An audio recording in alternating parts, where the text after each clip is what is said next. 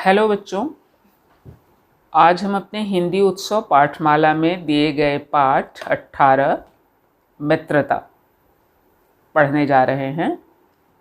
इस पाठ के लेखक हैं आचार्य रामचंद्र शुक्ल। आचार्य रामचंद्र शुक्ल का थोड़ा परिचय जान लेते हैं। आचार्य रामचंद्र शुक्ल का जन्म 11 अक्टूबर 1884 ईस्वी को हुआ था और मृत्यु 2 फरवरी 1941 ईस्वी को हुई थी। हिंदी साहित्य के बहुत बड़े विद्वान थे आचार्य रामचंद्र शुक्ल। आलोचक, निबंधकार, अनुवादक, कथाकार और कवि सब कुछ थे। उनके द्वारा लिखी गई सर्वाधिक महत्वपूर्ण पुस्तक है हिंदी साहित्य का इतिहास, जिसके द्वारा आज भी हिंदी साहित्य का काल निर्धारण किया जाता है।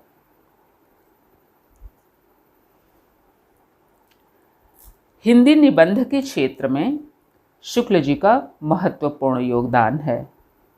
मनुष्य की विभिन्न भावनाओं, मनोविकारों से संबंधित मनोविश्लेषणात्मक निबंध उन्होंने लिखे हैं। आज का हमारा पाठ मित्रता भी यही भावनात्मक निबंध है। तो पढ़ते हैं मित्रता पाठ को। बच्चों, आप पाठ के आरंभ में ही मित्रता से संबंधित या मित्रता के भाव को प्रदर्शित करने वाला 2 चित्र देख रहे हैं।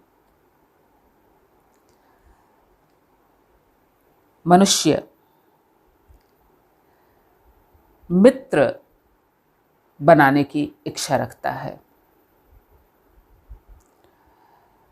और उसे मित्र अच्छे भी लगते हैं। अच्छे मित्र हमारे जीवन को अच्छाइयों की ओर ले जाते हैं। इस निबंध में लेखक ने मित्रता से संबंधित विभिन्न पक्षों पर गहराई से विचार किया है। मित्रता मनुष्य की आवश्यकता और सहज प्रवृत्ति दोनों ही है। इस पाठ को पढ़कर हम इतने अनुभवी और समझदार बन जाएंगे कि मित्र बनाते समय या हम ऐसे मित्र बनाएंगे जो हमारे लिए उपयोगी होगा। तो बच्चों, पाठ शुरू करते हैं। जब कोई युवा पुरुष अपने घर से बाहर निकलकर बाहरी संसार में अपनी स्थिति जमाता है, तब पहली कठिनाई उसे मित्र चुनने में पड़ती है।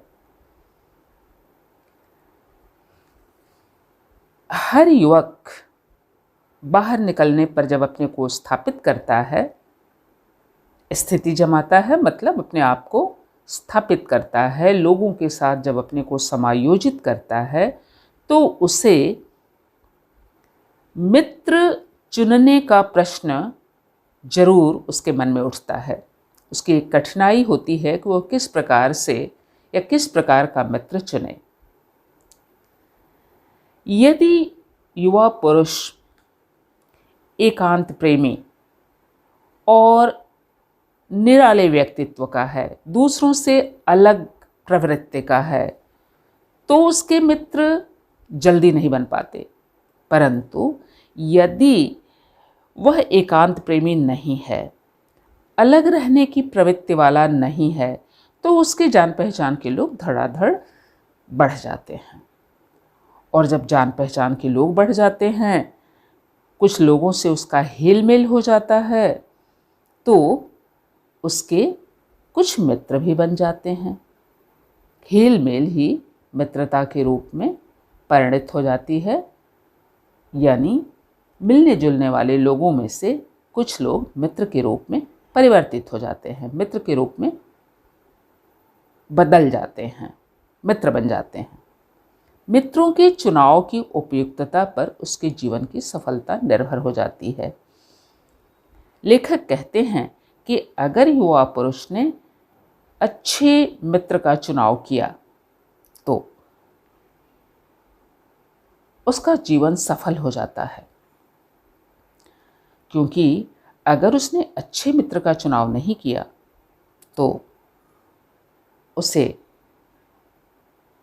अनेक कठिनाइयों का सामना करना पड़ता है, अपने कार्यों में सफल होना मुश्किल हो जाता है। क्योंकि यदि कोई युवा पुरुष गलत संगत कर लेता है तो उसके आचरण पर उसकी गलत संगत का गुप्त प्रभाव अवश्य पड़ता है। मतलब अप्रत्यक्ष रूप से गलत संगत का प्रभाव हमारे आचरण पर या युवा पुरुष पर अवश्य पड़ता है। फिर हमारी सफलता संदिग्ध हो जाती है। हम लोग ऐसे समय में समाज में प्रवेश करते हैं और अपना कार्य आरंभ करते हैं जब हमारा चित्त कोमल और हर तरह का संस्कार ग्रहण करने योग्य रहता है। एक युवा पुरुष जब समाज में प्रवेश करता है अपने कार्य करने के लिए, उस समय उसका चित्त कोमल होता है, मतलब उसका स्वभाव कोमल होता है। उसके स्वभाव में किसी भी तरह का दोष या दुर्बलता नहीं होती है।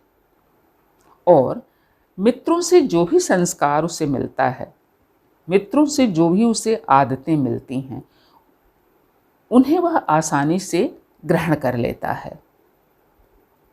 लेखक कहते हैं कि आरंभ में जब हम समाज में कार्य करने के लिए निकलते हैं तो हमारी मनोभावनाएं बड़ी ही अपरिपक्व रहती हैं। हमारी मन स्थिति भी स्थिर नहीं होती है, अपरिमार्जित रहती है, पक्की नहीं होती है। अपरिपक्व मतलब पक्की नहीं रहती है, अपरिमार्जित मतलब उसमें दृढ़ता नहीं रहती है। मतलब युवा पुरुष की स्थिति कच्ची मिट्टी के मूर्ति के समान रहती है, कच्ची मिट्टी के खिलौने की तरह से रहती है। कच्ची मिट्टी के खिलौने को हम उसके स्वरूप में भी परिवर्तन कर सकते हैं, उसमें परिमार्जन कर सकते हैं।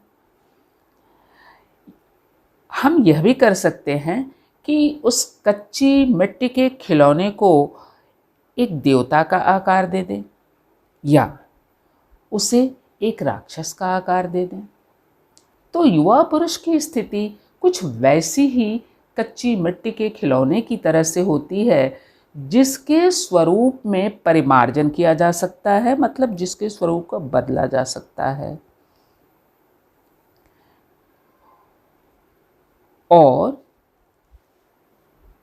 अगर हमारी प्रवृत्ति, हमारी मन स्थिति दृढ़ हो जाती है तो हमें कोई परिवर्तित नहीं कर सकता है। पुनः लेखक कहते हैं कि ऐसे लोगों का साथ करना हमारे लिए बुरा है जो हमसे अधिक दृढ़ संकल्प के हैं, क्योंकि हमें उनकी हर बात बिना विरोध के मान लेनी पड़ती है। ऐसे लोगों का साथ करना और भी बुरा है जो हमारी ही बात को ऊपर रखते हैं, क्योंकि ऐसी दशा में न तो हमारे ऊपर कोई नियंत्रण रहता है और न हमारे लिए कोई सहारा रहता है। लेखक दो प्रकार के लोगों का साथ न करने के लिए हमें सलाह देते हैं। पहले किस तरह के लोग हैं? जिनके संकल्प, जिनके विचार, जिनके उद्देश्य हमसे भी ज़्यादा दृढ़ हैं, पक्के हैं। ऐसे व्यक्ति का अगर हम साथ करते हैं तो उनकी हर बात हमें माननी पड़ती है। हम कोई विरोध नहीं कर सकते ऐसे मित्र का। और दूसरे वे लोग हैं जो सिर्फ हमारी बात को ही आगे रखते हैं, मतलब हमारी बात को जैसा का तैसा मान लेते हैं। ऐसे लोगों का साथ करना भी हमारे लिए उचित नहीं, क्योंकि एक मित्र हमारे दुर्बलताओं पर नियंत्रण भी रखता है, सलाह भी देता है हमें। तो हमें न तो ऐसा मित्र चाहिए जो हमारी भावनाओं का कद्र न करे, सिर्फ अपनी बात, अपने विचार को ही आगे रखे। और हमें ऐसा मित्र भी नहीं चाहिए जो हमारे ही विचार को मान ले और अगर हम कोई गलती करते हैं तो हमें कोई सही सलाह न दे सके, हमारे ऊपर कोई नियंत्रण न कर सके। लेखक के अनुसार ऐसे दोनों प्रकार के व्यक्तियों से हमें मित्रता नहीं करनी चाहिए। हाँ, लेखक कहते हैं कि यदि कोई व्यक्ति बड़ा बुद्धिमान है, विवेकशील है, तो वह इन दोनों ही प्रकार के लोगों से बचकर अपना काम कर सकता है। परंतु लेखक को यह विश्वास है कि एक युवा पुरुष बहुत विवेकशील नहीं होता है, बहुत बुद्धिमान नहीं होता है, बहुत वह विचारशील नहीं होता है। वे पुनः कहते हैं कि एक मित्र बनाने में हमें उसके पूर्व आचरण, स्वभाव, विचार इत्यादि का अनुसंधान करना चाहिए। किसी व्यक्ति से अगर हम मित्रता करते हैं तो उसके आचरण के बारे में, उसके स्वभाव के बारे में, उसके विचार के बारे में हमें खोजबीन करनी चाहिए, जानना चाहिए कि व्यक्ति कैसा है, हमारे लिए उपयोगी मित्र हो सकेगा अथवा नहीं। युवा पुरुष क्या करता है कि यदि कोई व्यक्ति उससे पसंद आता है तो उसकी सारी बातों को वो अच्छा मान लेता है, उस पर विश्वास भी कर लेता है। यदि सामने वाला हंसमुख चेहरे का व्यक्ति है, बातचीत का ढंग अच्छा है, थोड़ा चतुर है, थोड़ा साहसी है, तो ये 2-4 गुण देख करके और अपने साथी को वह मित्र बना लेता है। युवा पुरुष ऐसे लोगों को चटपट अपना मित्र बना लेते हैं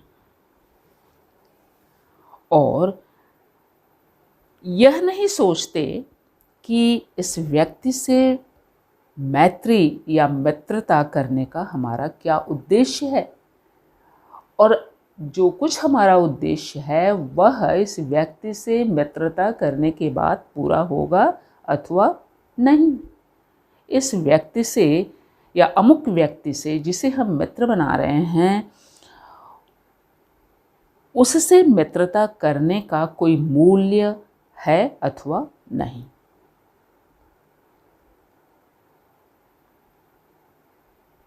यह बात हमें नहीं सोचती कि मित्रता एक ऐसा साधन है जिससे आत्मशिक्षा का कार्य बहुत सुगम हो जाता है।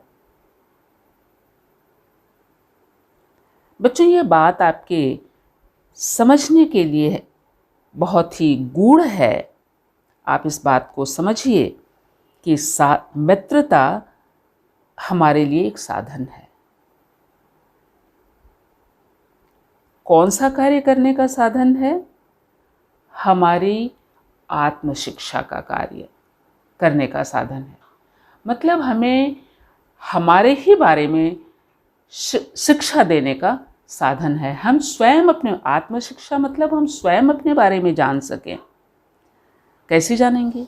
एक अच्छा मित्र हमारी कमियों के बारे में, हमारी अच्छाइयों के बारे में हमें बता करके हमें आत्मशिक्षा देने का कार्य करता है। अतः मित्रता एक आत्मशिक्षा का साधन है, बशर्ते अच्छे व्यक्ति की मित्रता हो। आगे लेखक कहते हैं कि एक प्राचीन विद्वान का वचन है, विश्वासपात्र मित्र से बड़ी भारी रक्षा रहती है। अगर हमारे पास कोई विश्वास पात्र मित्र है, जिस मित्र का हम बहुत अच्छा विश्वास करते हो, बहुत ठीक ठीक विश्वास करते हो,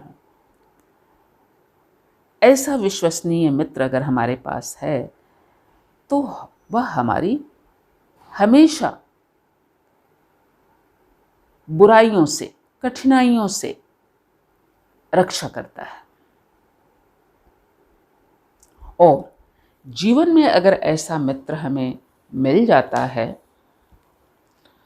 तो हमें यह समझना चाहिए कि हमें एक बहुत बड़ा खजाना, एक निधि मिल गई है, बहुत बड़ी कोई चीज मिल गई है। विश्वास पात्र मित्र जीवन की एक औषधि है।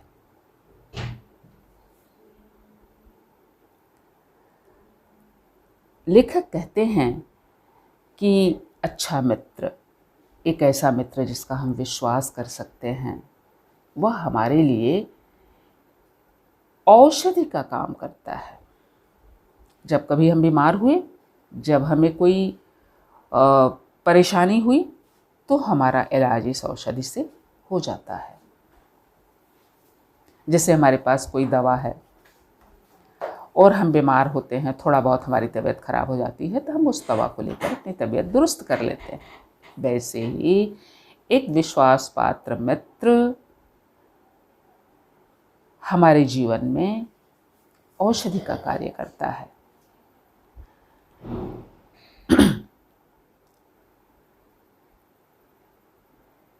लेखक कहते हैं कि हमें अपने मित्रों से आशा रखनी चाहिए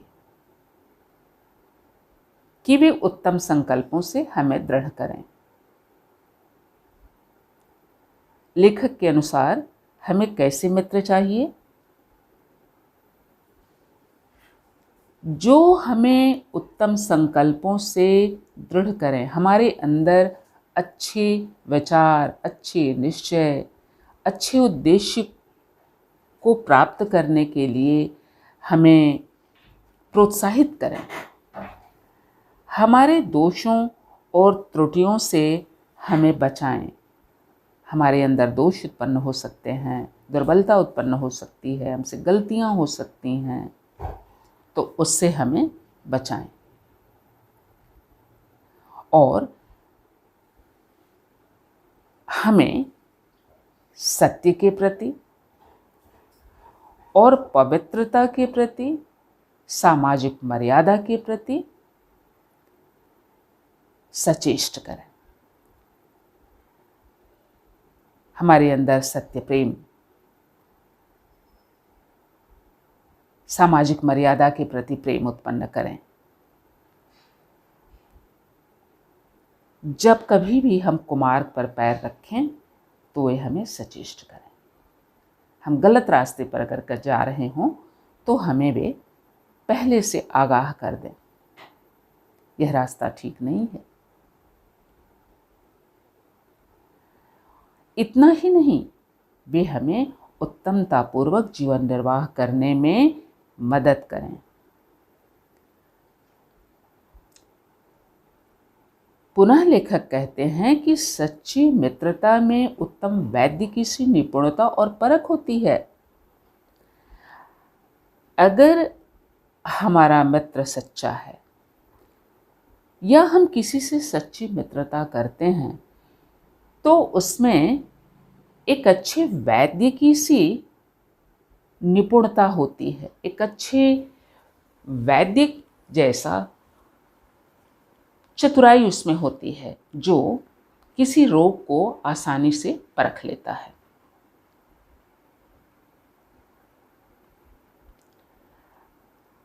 एक अच्छे मित्र में माता जैसा धैर्य और कोमलता होती है। और अगर हमें एक उत्तम वैद्य जैसा कुशल, निपुण पारखी, अच्छी माता जैसा धैर्यशील और कोमल स्वभाव वाली मित्रता मिल जाए तो ऐसी मित्रता या ऐसे मित्र करने का प्रयत्न प्रत्येक व्यक्ति को करना चाहिए। जब हम छात्रावास में जाते हैं तो हमें मित्र बनाने की धुन सवार रहती है। हमारे हृदय में लोगों से मित्रता करने की भावना उमड़ती रहती है कि कैसे हमारे कुछ मित्र बन जाएं, हम उनसे मित्रता कर लें। बल्कि जो पीछे के हमारे मित्र होते हैं, बचपन के मित्र होते हैं, उनके बारे में हमारी उमंग, उनका उत्साह या उनकी मित्रता हमें धीरे धीरे भूलने लगती है। बचपन में मित्रता में बड़ी मधुरता होती है, बड़ी अनुरक्ति होती है। अनुरक्ति मतलब प्रेम, बड़ा विश्वास होता है, हृदय से तरह तरह की उद्गार या भावनाएं निकलती हैं। लेकिन जब हम वर्तमान में मित्रता करते हैं तो वर्तमान मित्रता हमें बड़ी आनंदमय दिखाई देती है और भविष्य के संबंध में हमें हमारे मन में लुभाने वाली कल्पनाएं आने लगती हैं। पुनः लेखक मित्र का कर्तव्य बताते हैं। वे कहते हैं कि एक अच्छा मित्र का कर्तव्य है कि वह हमें उच्च और महान कार्यों में इस प्रकार सहायता दे, हमारे मनोबल को आगे बढ़ाए, हमें साहस दिलाए, जिससे कि हम अपनी सामर्थ्य का पूरा पूरा उपयोग करके अच्छे कार्य, महान कार्य कर सकें। और यह कर्तव्य मतलब मित्रता का यह कर्तव्य, सहायता करना, प्रोत्साहित करना, साहस दिलाना, सामर्थ्य की याद दिलाना, यह कर्तव्य वही मित्र पूरा करेगा जो दृढ़ चित्त हो, मतलब जिसका स्वभाव, जिसकी मन स्थिति बड़ी ही मजबूत हो, दृढ़ हो, और जो सत्य संकल्प का हो, जिसके संकल्प, जिसके निश्चय सत्य पर आधारित हों, जो अच्छी बातों को, अच्छे कार्यों को करने का संकल्प लेता हो, जिसके संकल्प सत्य पर आधारित हो। किसी गलत कार्य करने का संकल्प लेने वाला मित्र ठीक नहीं है, लेकिन जो मित्र एक बार संकल्प, एक बार निश्चय लेने के बाद उस कार्य को करता है या करने के लिए प्रेरित करता है, वह एक कर्तव्यशील और दृढ़चित्त मित्र है। हमें ऐसे ही मित्रों की खोज में रहना चाहिए जिनमें हमसे अधिक आत्मबल हो। आत्मबल मतलब मनुष्य का मनोबल, कार्य करने के प्रति मजबूती, और ऐसे मित्र जिसका चित्त बहुत दृढ़ हो, जो सत्य संकल्प हो, जिसका आत्मबल हमसे अधिक हो, ऐसे मित्र का पल्ला तो हमें इस तरह पकड़ना चाहिए जिस तरह से सुग्रीव ने राम का पल्ला पकड़ा था। पल्ला पकड़ना मतलब ऐसे मित्र का साथ पकड़ना। लेखक यहाँ पर राम और सुग्रीव की मित्रता का उदाहरण देते हैं। वे कहते हैं कि सुग्रीव तो बड़ा निर्बल था, घर बार छोड़कर किष्किंधा पर्वत पर निष्कासित होकर के भाई द्वारा निवास कर रहा था। उसे एक अच्छे मित्र की तलाश थी जो उसे उसका परिवार और उसका राज्य वापस दिला सके। सुग्रीव ने राम को एक ऐसे ही आदर्श मित्र के रूप में देखा। उसने देखा कि राम एक दृढ़ चित्त और सत्य संकल्प पुरुष हैं। इनका आत्मबल हमसे बहुत ज़्यादा है। यदि हम इनका पल्ला पकड़ते हैं, इनका साथ करते हैं, इनकी शरण में आते हैं, तो निश्चित रूप से ये हमारी सहायता करेंगे। और ऐसा ही हुआ बच्चों। जैसा कि आप जानते हैं कि राम ने सुग्रीव से मित्रता करके उसका परिवार और उसका राज्य उसे वापस दिलाया। उसके भाई बाली ने उसका परिवार और राज्य छीन लिया था। बाली का उन्होंने वध किया और सुग्रीव को उसका परिवार और उसका राज्य वापस दिलाया। लेखक कहते हैं कि मित्र हों तो प्रतिष्ठित और शुद्ध हृदय के हों, मृदुल और पुरुषार्थी हों। मित्र अगर शुद्ध हृदय के नहीं हैं, उनका हृदय अगर दूषित है, उनकी समाज में प्रतिष्ठा नहीं हो, उनके स्वभाव में मृदुलता ना हो, तो वे हमारी मदद नहीं कर सकेंगे। अतः मित्र हमें कैसा चाहिए? जिनकी समाज में प्रतिष्ठा हो, जिनके आदर्शों की प्रतिष्ठा समाज करता हो, सम्मान करता हो, जिनका हृदय शुद्ध हो, जिनका स्वभाव मृदुल हो और जो पुरुषार्थी हों, जिनके पास पौरुष हो कार्य करने का, शक्ति हो कार्य करने का, स्वभाव से शिष्ट होना चाहिए। क्योंकि किस मित्र के स्वभाव में मित्रता के साथ साथ शिष्टाचार और सत्यनिष्ठ, सत्य में निष्ठा होनी चाहिए। और तब हम अपने को ऐसे मित्र के भरोसे छोड़ सकते हैं। क्योंकि एक शुद्ध हृदय का, मृदुल स्वभाव का, पुरुषार्थी, शिष्ट और सत्य आचरण करने वाला मित्र हमें किसी प्रकार से धोखा नहीं देगा। हम अपने आप को उसके भरोसे छोड़ सकते हैं। तो बच्चों, आज हमने आचार्य शुक्ल के अनुसार मित्रता से संबंधित कई बातों को जाना, पढ़ा और समझा। आशा करती हूँ कि आपको पाठ समझ में आया होगा। अभी पाठ में और भी बातें आचार्य शुक्ल द्वारा कही गई हमें जानना है, जिसे हम अगले वीडियो में पढ़ेंगे। आज के लिए बस इतना ही। तब तक के लिए धन्यवाद।